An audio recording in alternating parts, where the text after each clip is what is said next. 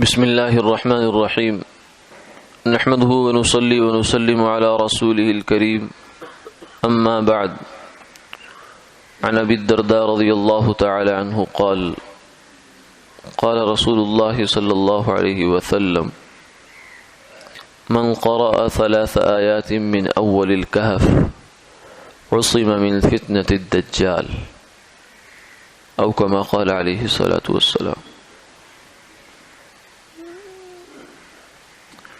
حضرت ابو درداء رضی اللہ تعالی عنہ سے مروی ہے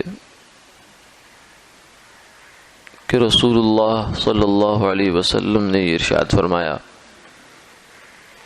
کہ جو بندہ سورہ کہف کی ابتدائی 3 آیات پڑھ لیتا ہے تو اسے دجال کے فتنے سے محفوظ کر دیا جاتا ہے۔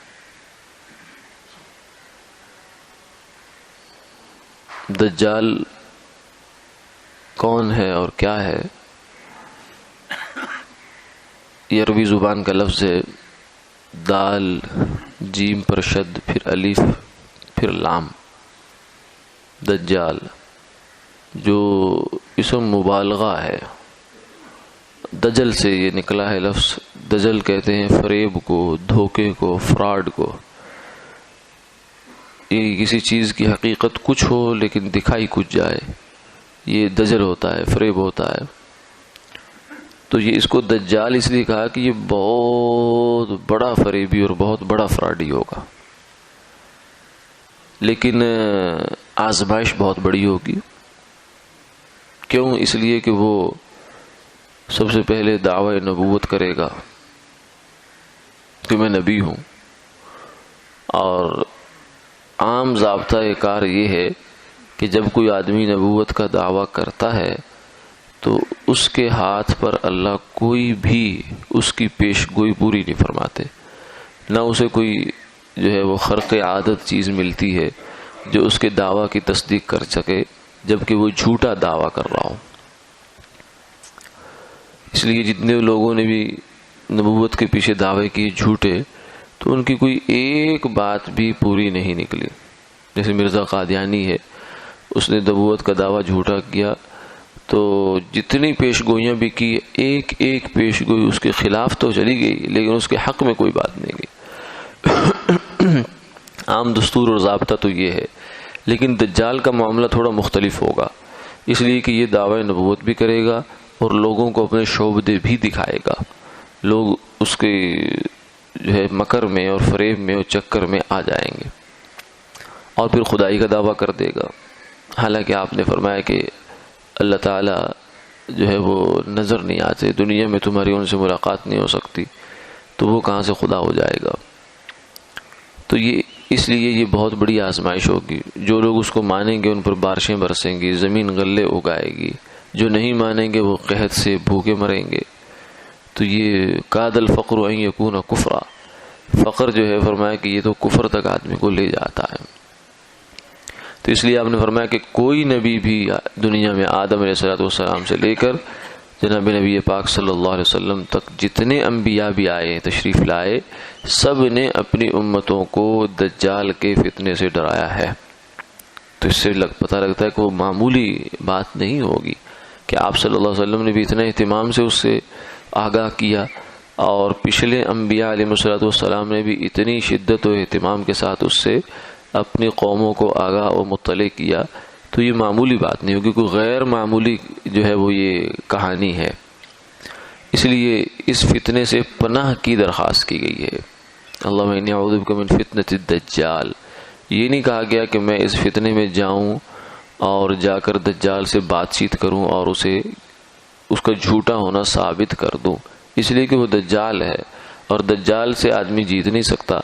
اس لیے ایک آدمی اس نیت سے جائے گا کہ میں دجال کو، جو تو کافر ہے، جھوٹا ہے، میں اس کو جا کے جھوٹا ثابت کرتا ہوں، لیکن اس کی باتوں میں ایسا پڑے گا کہ وہ اسی کا ہو کر رہ جائے گا۔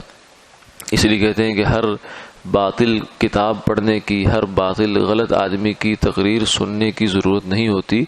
بعض دفعہ انسان کے دماغ میں کوئی ایسا کانٹا پڑ جاتا ہے جس سے حق کا راستہ اسے چھوٹ جاتا ہے اور وہ باطل کے راستے پر چل پڑتا ہے۔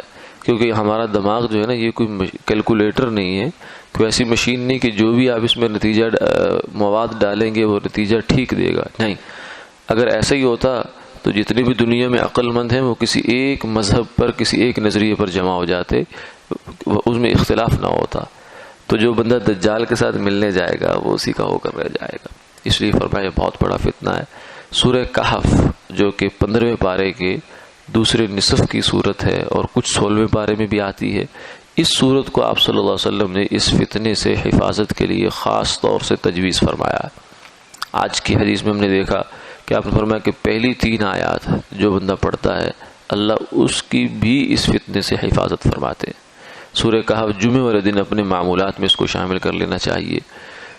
جمعے کا پورا دن سورج غروب ہونے تک یہ جمعہ ہی ہے، بلکہ جمعرات کا سورج جب غروب ہوا ہے آگے رات ہے اور پھر دن ہے، تو چونکہ عربی اسلامی اعتبار سے دن بعد میں آتا ہے، رات پہلے آتی ہے، تو اس لیے یہ جو رات ہے یہ بھی جمعہ کی رات ہی ہوتی ہے. اس کو جمعرات کی رات جو ہے یہ جمعہ ہی کی رات ہے. اس رات کے اندر بھی سورہ کہف، یہ جمعے کے جتنے معمولات بھی ہیں وہ اس رات میں بھی پورے کیے جا سکتے ہیں. تو اس کی فائدہ یہ ہوگا کہ اللہ تعالیٰ اس آدمی کے دجال کے فتنے سے محفوظ فرما دیں گے، اور دجال کے آنے سے پہلے جو دجل ہوں گے اللہ ان سے بھی اس کی حفاظت فرمائیں گے. اور سورہ کہف جو ہے اس پہ علماء نے لکھا کہ اس کی خاص بات کیا ہے.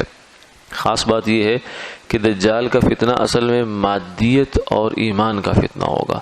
ایک طرف دنیا کے وارے نہارے اور دنیا کی فراوانیاں اور اسباب عیش و عشرت کی کثرت ہوگی، اور دوسری جانب ایمان ہوگا اور آزمائش ہوگی.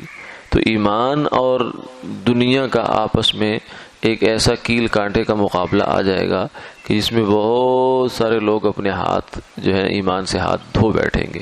اس لیے کاد الفقر ان یکون کفرا، فرمایا کہ فقر کی وجہ سے آدمی کفر کی سرحد پہ پہنچ جاتا ہے. تو اس لیے آدمی کو ایمان کی اہمیت پہچاننی ہے.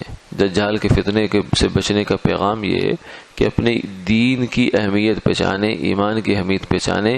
آدمی جو ہے وہ 2 روٹی سے جو پراٹھا ہے اس سے سادہ روٹی پہ آ جائے، اور سادہ سے آدھی پہ آ جائے، آدھی سے لقمے پہ آ جائے، حتیٰ کہ لقمے سے پتے پہ آ جائے، مگر اللہ کا نام اور اس کا راستہ نہ چھوڑے.